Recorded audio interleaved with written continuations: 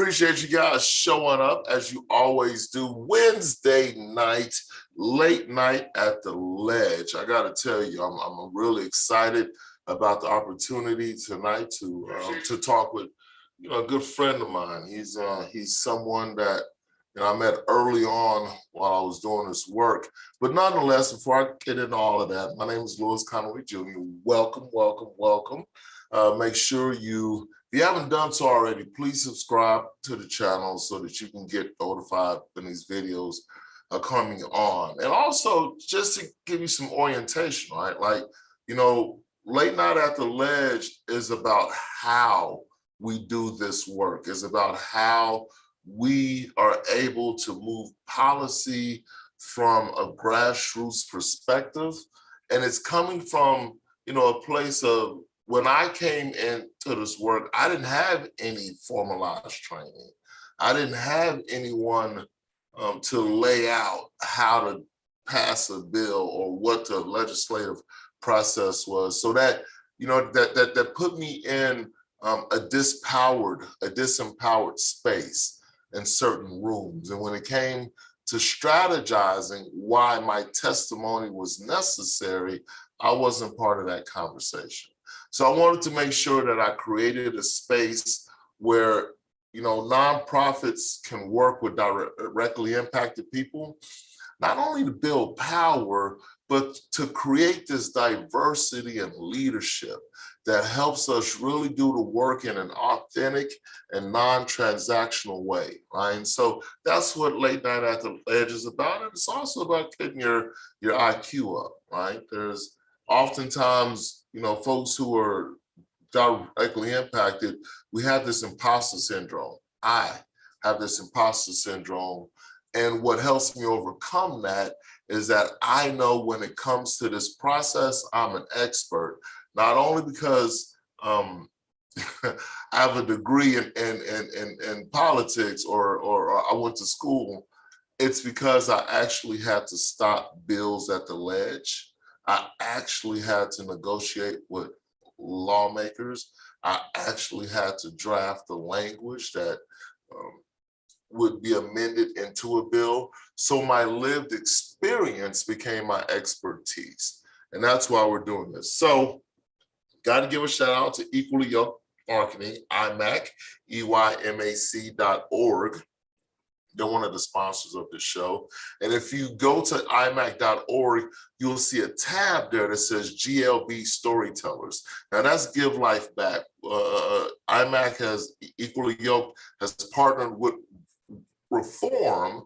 And the idea is that, we want to make sure that there are 1 million people who join the membership of Reform so that we can help build this groundswell of support to stop people from being incarcerated for technical violations, right? So if you've been impacted by a technical violation while on federal community supervision, there's a tab there that says GLB Storytellers. Go ahead and hit that tab, complete the survey, and we want to make sure that we're helping folks in a real way, an authentic way, and in a non-transactional way as well. All right, so let's get to it. Late Night at the Ledge. I want to introduce you to my brother, my colleague. His name is Shelton McElroy. We met during our Just Leadership Days. An amazing advocate. There's a lot of times when I've been blessed to do this work, and I'm able to do this work with people like Shelton. So if we can get him to come on. Shelton has been very, very engaged in doing the work around bail. And he's someone I met as a leader. And I'm always talking about us being experts in our fields. And this is one of the folks that I consider an expert. And I'm going to give now, don't mind if y'all hear some noise. My man is busy. He does his thing. He gets around. So he's coming to us live from the airport. So, Shelton, please introduce yourself. Yeah, thank you, Louis, and apologies to the audience for being in a louder environment. I am traveling. I am a licensed professional counselor, and I get to work with folks and got some folks in Chicago that welcomed me in to come in and do some conflict resolution and some mitigation work. So, uh, you know, my issues of concern are very similar to everything that Lewis stands for, all things criminal justice. And I didn't get that by sitting in halls of higher education. I got that by going down halls of incarceration. And it was in those halls that I realized the injusticeness that was happening and being perpetuated on myself and Black and brown bodies and poor whites from Appalachia. And, we were watching young people come in. I was, 18, 19, 20, but people were coming in even behind me, and they was giving them football player numbers. That's what we called it. Because literally when you think about wide receivers, Jerry Rice, folks like that, they have 80. And we were watching people come in with 80 years for crack cocaine possession and trafficking, 80 years, white boys for methane production. And and so that ignited in me a desire to one day actually be able to do something. And very similar to as you laid out, Louis, I had no idea what to do other than to tell my story. And for the longest, when I got out, that's all I was able to contribute, because there was an infrastructure that controlled the narrative and only included me in times of storytelling. So I really appreciate you for being a leader with lived experience that's creating this national platform for those of us to come on, advocate, and learn, because it's in this space right here, YouTube Live with Louis, that we can learn to be advocates and learn to lead policy and legislative reform for our community and our people. You know what? I'm glad you brought that up, and particularly about Chicago, because Chicago is one of the flashpoints that bail really has played a significant role. But going back to what you said about what drove you into this work, oftentimes, everybody isn't as open about sharing the fact that they have been formerly incarcerated. And sometimes, for 15 years, I didn't talk about going to prison because people judged me for it, right? But when I met people like you, I realized that going to prison in this space was a superpower, right? Because I was not talking about policy from this theoretical lens of what might happen. Man, it impacted my life in a real way, because I went to prison at the height of Texas starting that state jail program, right? And, we often find times where communities that are lacking sources of income, prisons replace that, right? And then when we come out of prison, we don't really realize that there's a space for us in this work, because as you said, they control the narrative, and they bring us in to move their agendas. And so I want to ask you, so you talked about how you got involved, but was there a specific flashpoint that got you involved professionally? Yeah, so it was a lady named Tana Fogel, and she was going around in the state of Kentucky. The state of Kentucky was one of 3 states that permanently barred those that had been impacted by the criminal legal system from ever being able to vote. And Tana was advocating, and I was just out on the street, just minding my business. And somebody asked me if I wanted to register to vote. And I said I couldn't. And from there, a seed was planted by realizing that she had been impacted by the criminal legal system and she was traveling all over the state trying to help people to understand the problem uh, of taking people's voting rights permanently. And I joined forces with her. And for the next 10 years, I would fight in my state to restore the right to vote. And we finally won that. But I'll say that, Lewis, part of the complexity of us not pushing and designing policy change is even when you get wins, oftentimes they're not wins for everybody. And what we know is that carve-outs are not acceptable when we fight for the right of folks in our community. There's a community of us out of California called All of Us or None, and the name says exactly what we mean. We don't intend to press policy that suggests that only nonviolent people can get bailed out.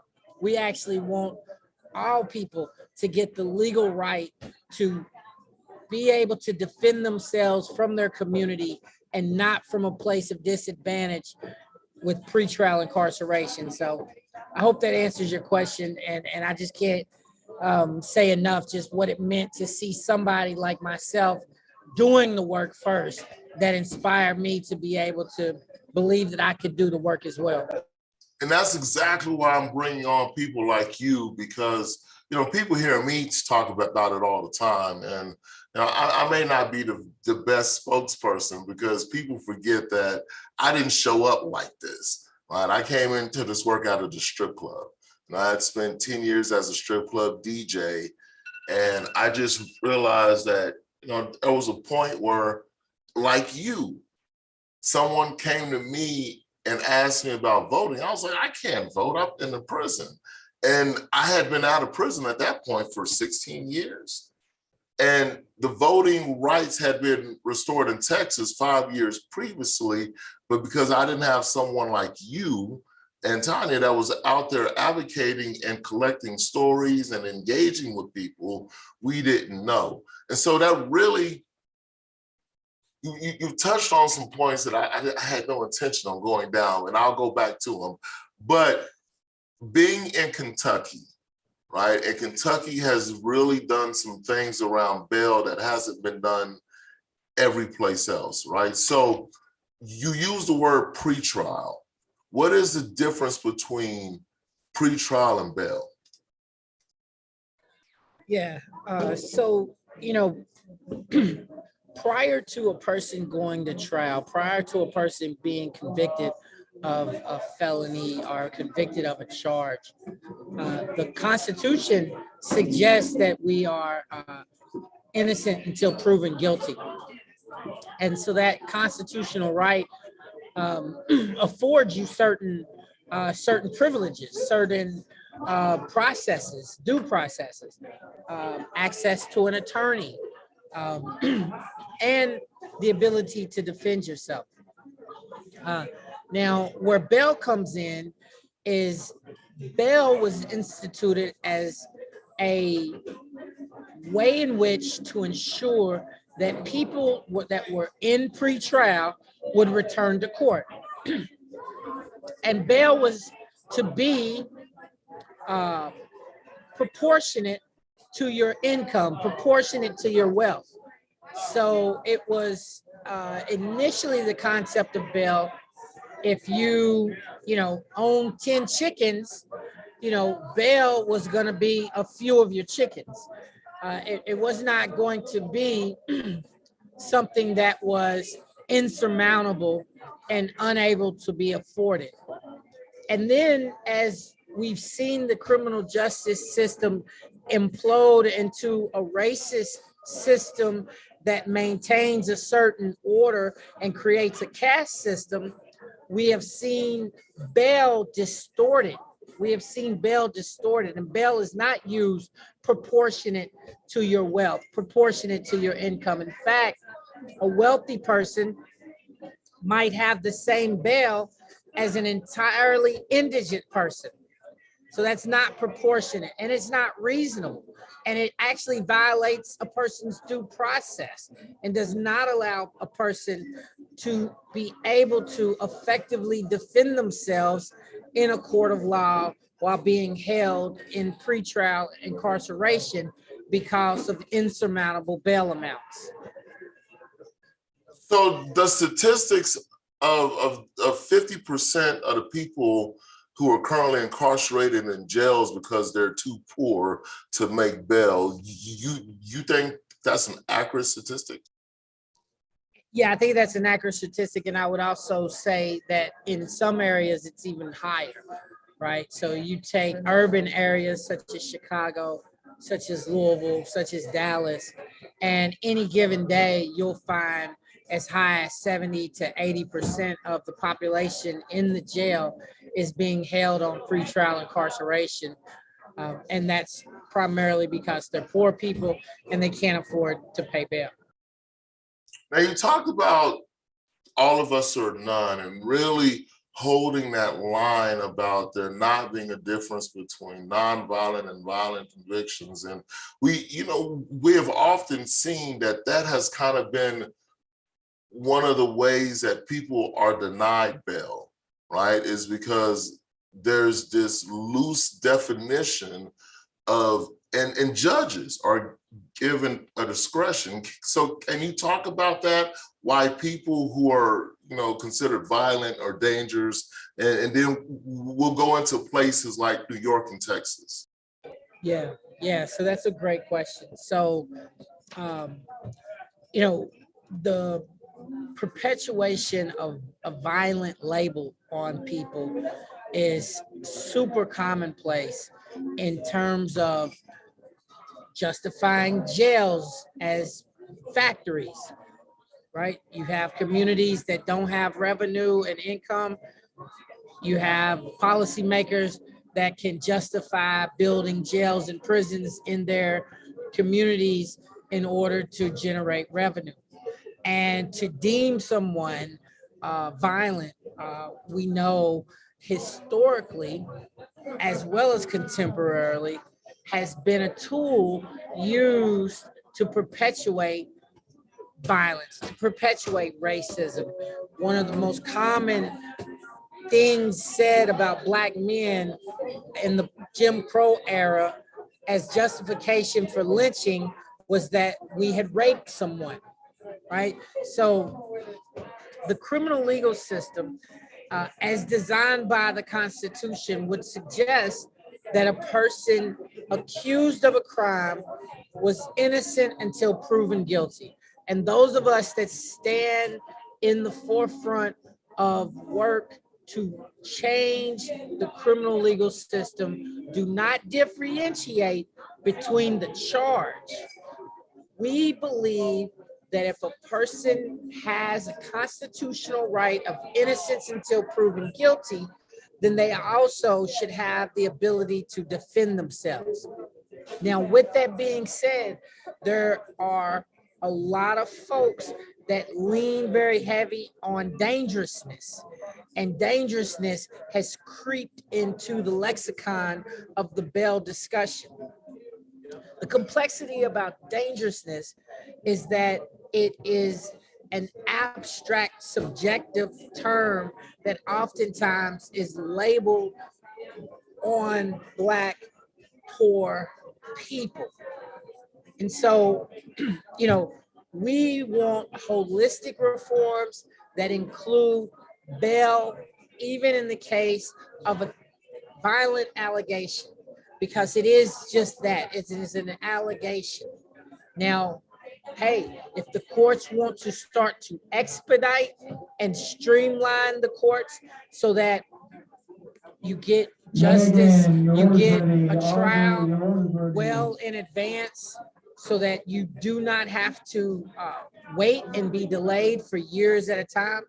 We're not in opposition of that, right? We're not in opposition of a effective judicial system that does not let someone lay in jails 2 and 3 years at a time punitively because they have retained their right to plead innocent forcing them to potentially plead guilty because of delays in the court system.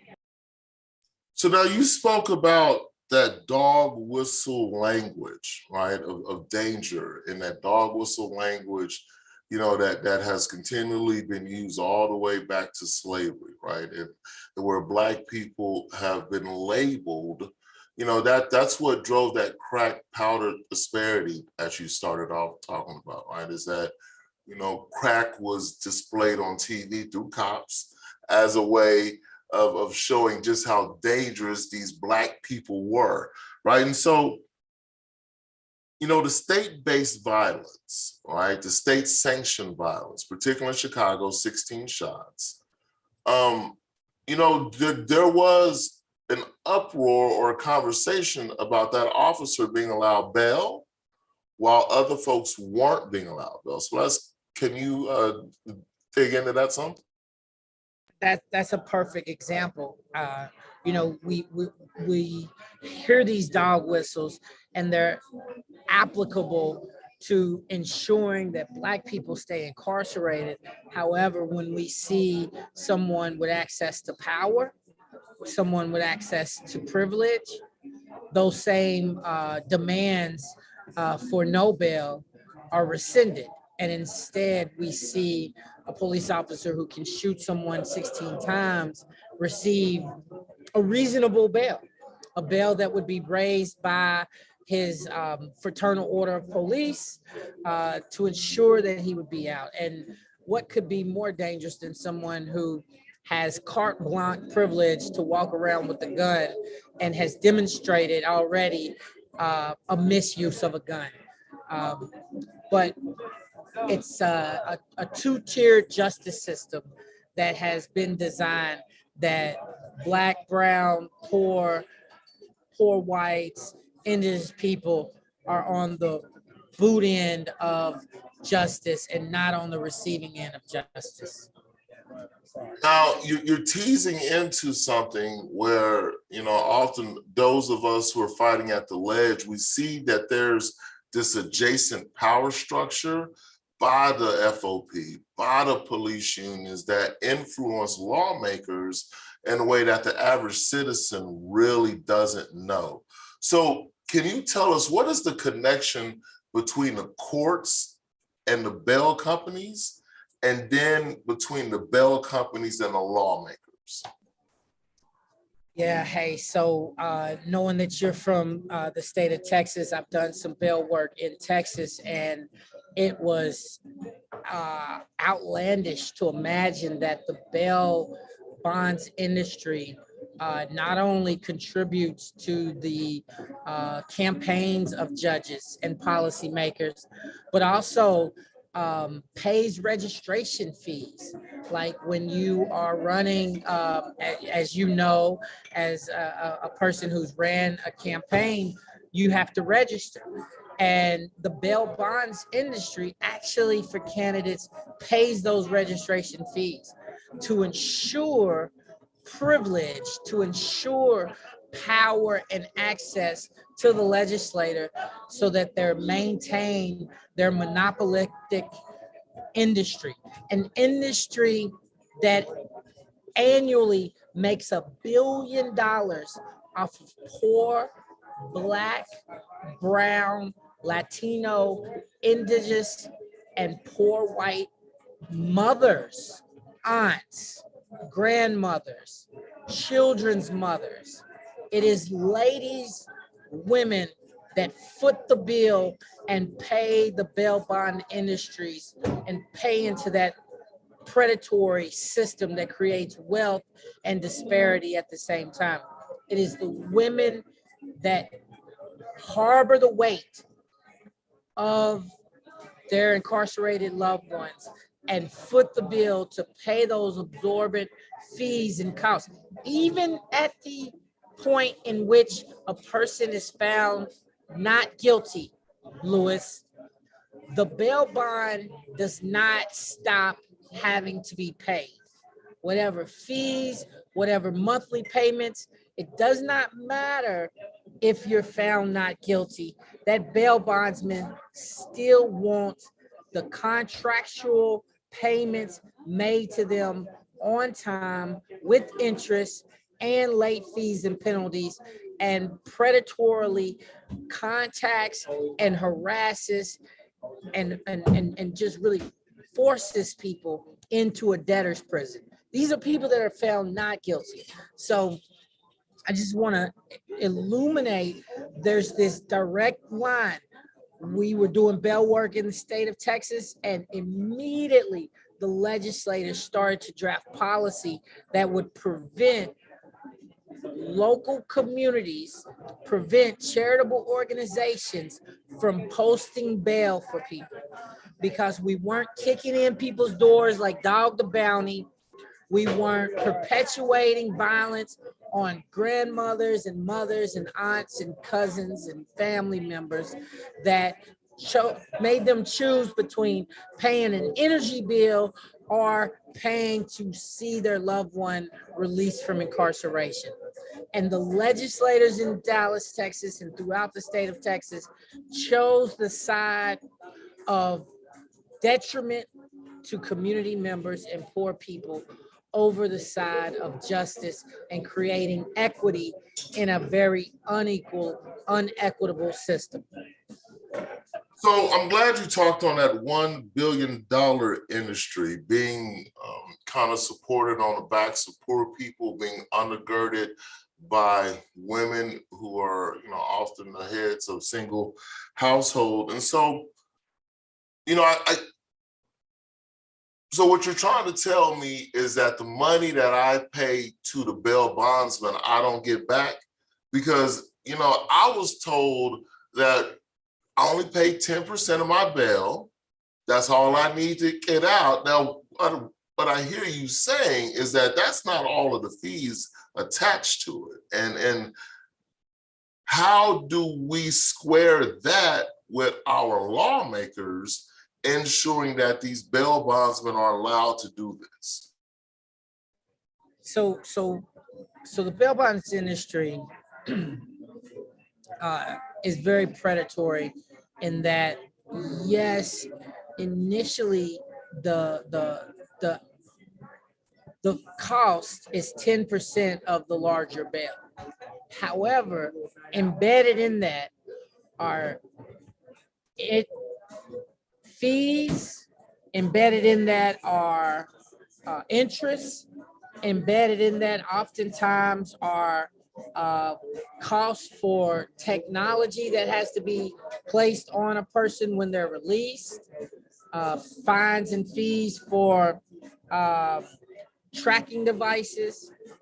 And so, none of these bail bonds industry offer any kind of holistic pretrial services. Nobody's offering counseling and therapeutic services. Nobody's offering case management and directing people to employment. None of them are offering transportation and assistance to get back and forth to court. But they are definitely charging absorbent cost to an already poor person. And so lawmakers that have a responsibility to all folks in their community, not just the bail bondsmen that own the industry that makes billions of dollars annually, but they also have a responsibility to the church folks in the community. They have a responsibility to the Black folks in the community, to the brown Latino folks in the community, to the indigenous folks in the community, and to the poor white folks in the community that make up the majority of the incarcerated people. Those people's loved ones vote these legislators in and will vote these legislators out if these legislators are not willing to understand the magnitude of damage and destruction that the bail bond industry perpetuates, and why we need a system that values pretrial release and pretrial supports and pretrial connectivity. You could take and divert resources into supporting transportation to court.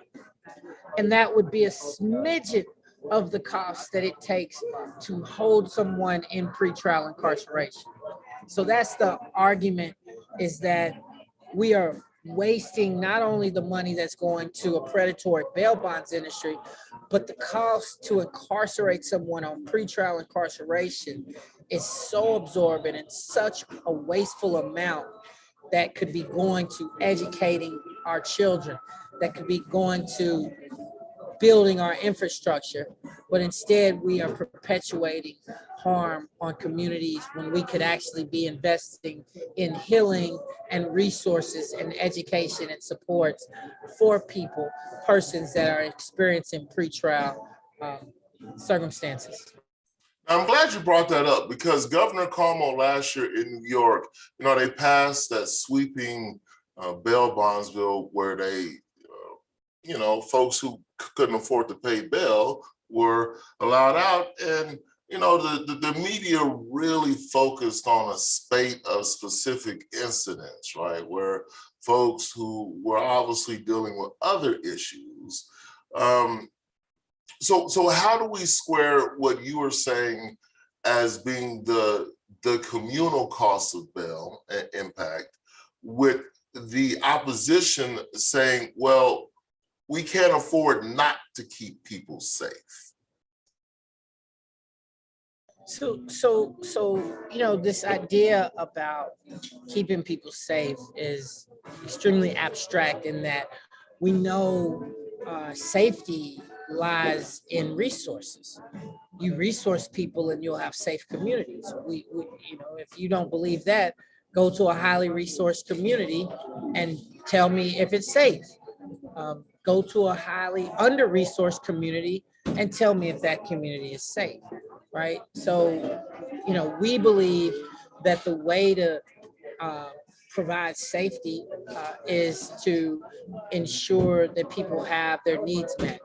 And so when we think about replacing this archaic bail process in communities, we imagine it would look like something that actually provided services to folks that are going to pretrial courts.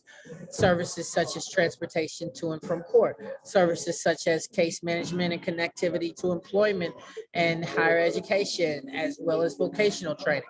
Services that look like mental health and counseling services, if there was necessities for such services. And so we believe that that is where you're going to have an investment in safety, and not the other way, where you actually have an investment in incarceration and folks coming out of hostile environments such as Rikers Island in a much worse shape than they were before they went in. I'm glad you brought that up, because that touches on to what I'm going to drive us into next, is how do we legislate, right, for these resources to provide these alternatives to bail? What is the need or the imperative for folks like us who have gone through that bail system, right? So let's talk. Yeah. So Louis, I would challenge us to think about, if we went from, in the 1980s, 300,000 people in prison to contemporarily 3 million people, right? I would challenge us to say, quite possibly, we're not talking about a safety issue. We're actually talking about an economic issue, and a way for people to make money off of the bodies of incarcerated people. And that the same security people felt in the 80s, they could feel today, and have 100 times less people incarcerated than we did than we do currently. And so, when thinking about redistributing resources, if you're not distributing dollars per state budget into jails and prisons, and instead you are distributing those dollars into resources that heal, resources that contribute to community development, resources that identify needs and meet those needs with service provision, then you will effectively create safer communities and get to root causes. But we know that the perpetuation of violence within these institutions and the assumption that those folks that go into the institutions like myself are not coming back into the communities and not coming back into the communities with more trauma and stigmatized and forced even deeper, if any time present, in underground economies. So the idea that you get in front of and you start to resource people, if I come to you by way of the courts with an allegation and I'm going through a thorough case management process, quite possibly, if guilty or innocent, that case manager could start to direct me into resources that would mitigate the very epicenter of the problem. You hit on a key point. You know, when I was charged with first-degree murder at the age of 21, you know, I didn't qualify for pretrial services based upon the nature of the offense or the allegation, but it was my first offense, right? And so that makes me think about how can organizations be more deliberate, intentional about making sure that justice impacted folks play a role in how we strategize at the Lege. Yes, I think, frankly, it should be the only way, right? So part of my problem with the nature of the work currently is, could you imagine, Lewis, for a moment, if in the marriage equality debate, you had heterosexual men and women leading the policy development, and the only time you had LGBTQ folks in the room was when it was time for them to tell their story? We would have gotten the policy wrong. And oftentimes you see these policy prescriptions that are head up by these well-meaning, intended people turn out to not do anything to actually move the needle on justice for folks who have been impacted and justice for folks that are currently being impacted by the criminal legal system. We have to have the people who are impacted at the center of the conversation, in the draft phase, in the strategic phase, in the execution and organizing phase, at all aspects. It belongs to us, and it will only happen through us. And I'll show you other examples of where it has been flawed. In my own state, they passed an expungement bill.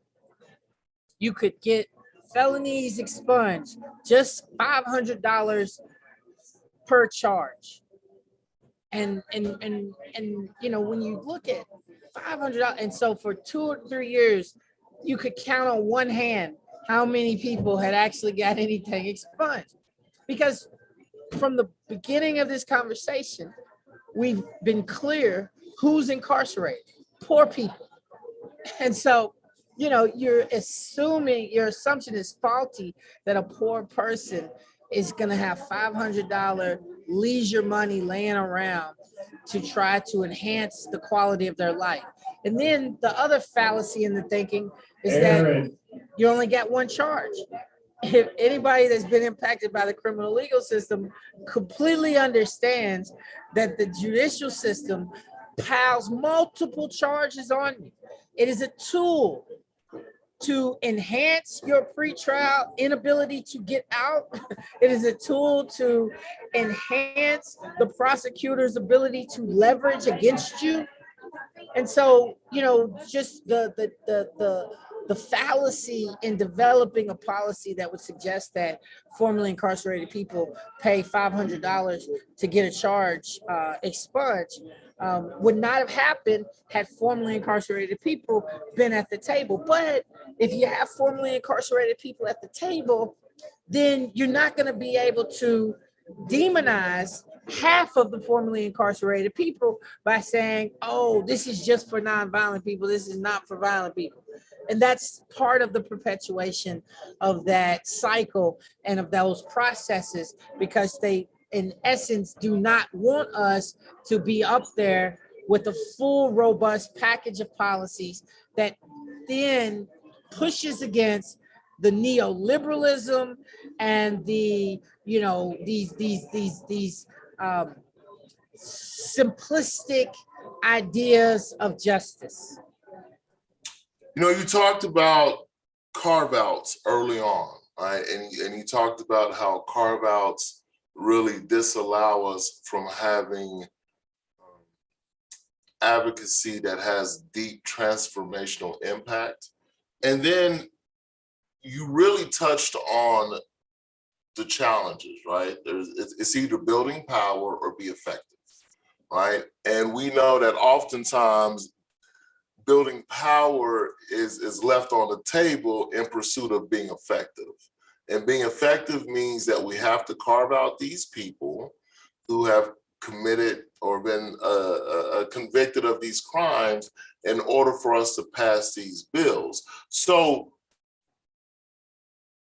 with that being the framing, how can organizations be more intentional, right, about not only being effective, but building power? Yeah, that's a great question, Louis. And I'll tell you, initially, I think it's just a deep commitment to the very communities in which you represent. And if you represent those communities, you have to listen to those communities. If you listen to those communities, you'll love those communities. And it's only through love that you're going to be able to build that kind of power.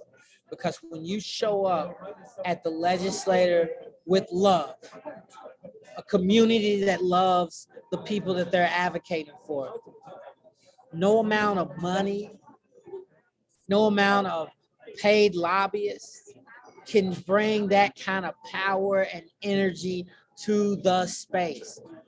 When churches and community groups and grandmamas and aunts and uncles say, I'm tired of y'all denying our children, our people, the right to vote. We're gonna vote today. I'm gonna loan them my vote. And when they show up like that, and they not differentiating, and they not taking no for an answer, the legislators, the policymakers, they have to move. Because when people come together and have the power, that's where the power is. The power is not in the policymakers, but it's in the people. And when the people see the love, because love is a thing that is felt and seen and known, and they see it because of the leadership, because of the authentic nature of the people that are pushing the agenda. When they see that, you can get so many people to turn out. You can get communities to come. You can fill every hall. You can fill the overflow rooms, and they have to listen. And tell you what, if they don't listen, it has been oftentimes them not listening that some of our best policy changes have come across, because the people will continue to fight and push. We saw it in Minnesota, right? Change will come when people unify. And if you want to build it, you have to listen, you have to join, and you have to stay the course. It's not an overnight thing. If you're going to put forth a holistic, effective, equitable, just bail reform policy, one that does not exempt someone who is accused of violence, right? One that does not exempt poor, Black, and brown people, but one that creates an equitable system that a person can show up and defend themselves in a court of law against any charge. That is the bill that needs to be proposed, and the community will listen and understand. And you know what? We have all kinds of nuanced, complex issues that we fight with in community. And we understand that there is an argument for safety. But what we've been doing right now has not kept anyone safe. Look at the numbers. Prisons and jails are not keeping anyone safe. So you talked about love, and what you are really saying is that the culture of love is more important than a policy of safety, right? And so one of the things, the flashpoint for me that brought me 15, probably 20 odd years after it happened was when I was convicted and I came off of bail and I went into jail. I met the father of the person I had killed. And before I could even say anything, he said, "I forgive you." And it was that compassion and a place of no compassion that allowed me to be here today and say, not only is it love on our side, but it's compassion that can help us be more effective, right? And when we talk about restorative justice being a strategic tool to not only heal, but to build bipartisan support, you really touched on the importance of why people who are impacted, who were convicted or charged with violent crimes, can articulate the impact and the collateral consequences of being denied freedom, A, because I'm poor, A, because I got arrested in San Antonio for a CBD joint. I suffer from epilepsy. Well, I don't say I suffer. I have a health opportunity called epilepsy. And I was smoking a CBD joint, and a guy across the street called the cops. The cops showed up. He didn't even test it. He just assumed it was weed. I had a $500 bond that I couldn't qualify for, a PR bond, because I had a previous conviction. And that conviction was 21 years ago, had nothing to do with drugs or weed, but that kept me in jail for 24 hours. And it was for a $50 bond. It was a $500 bond, but I had to pay the $50 because I didn't qualify for a PR bond. So as we close out and as we're thinking about what role can justice impact the folks play in regards to pretrial and bail reform, what kind of steps can you offer organizations and folks to take? Yeah, thank you. So, I think one, creating community bail funds in their communities, right? Folks that have been there understand the nature of what it means to not only be impacted, but we also understand the resources that people need to go through pretrial, right? We understand what people need when they're released, and we should be at the center of those kind of organizations and those kind of efforts.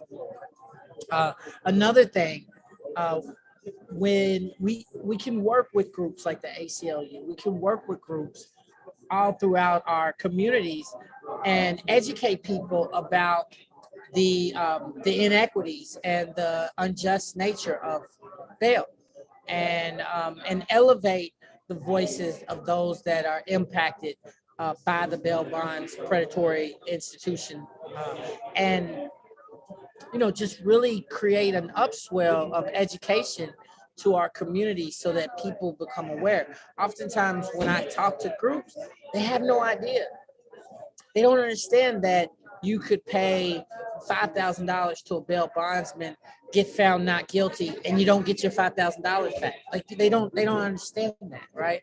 And so it takes some education. It takes us beating the pavement and really teaching the community about this disparity in our communities.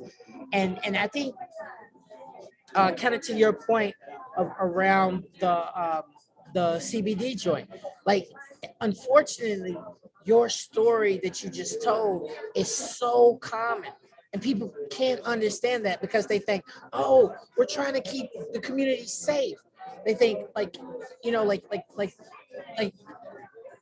supposed violent crime is like a smidget compared to who's in jail today, right? Like if even if the theory of supposed violent crime was the nature of why people were incarcerated, you could release 80% of people in jail right now.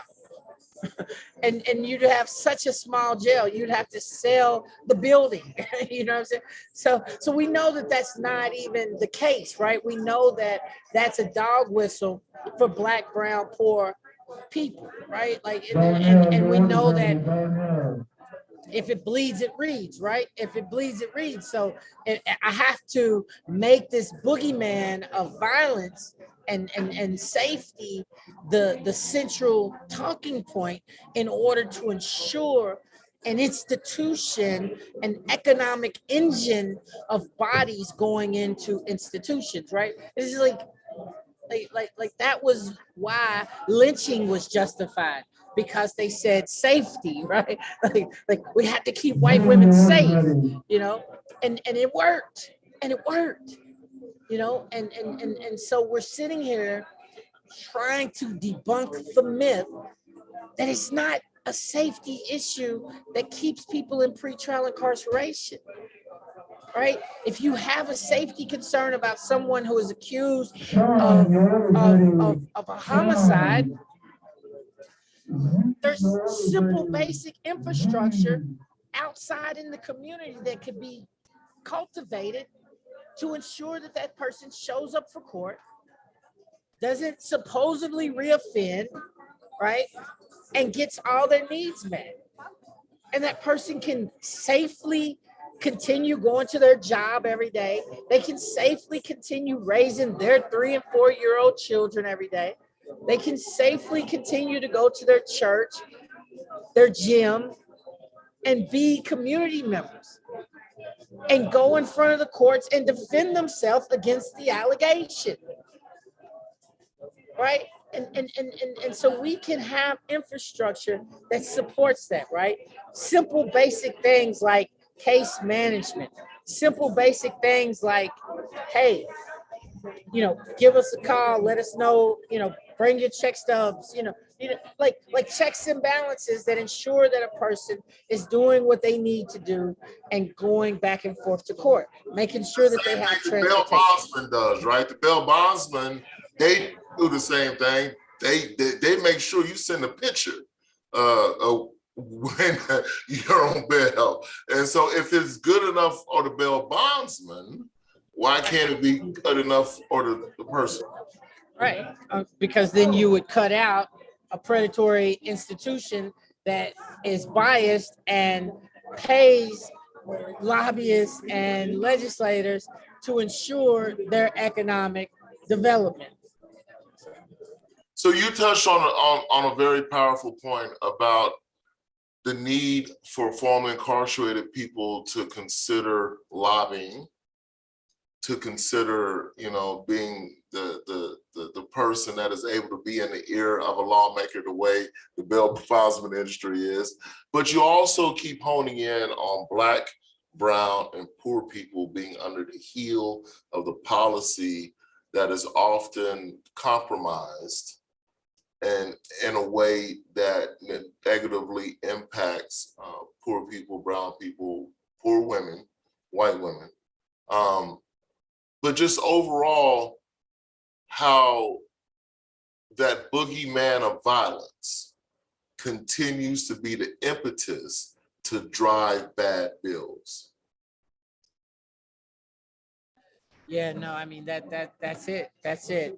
And we sit here continually getting small wins only to be rolled back by more regressive policies. So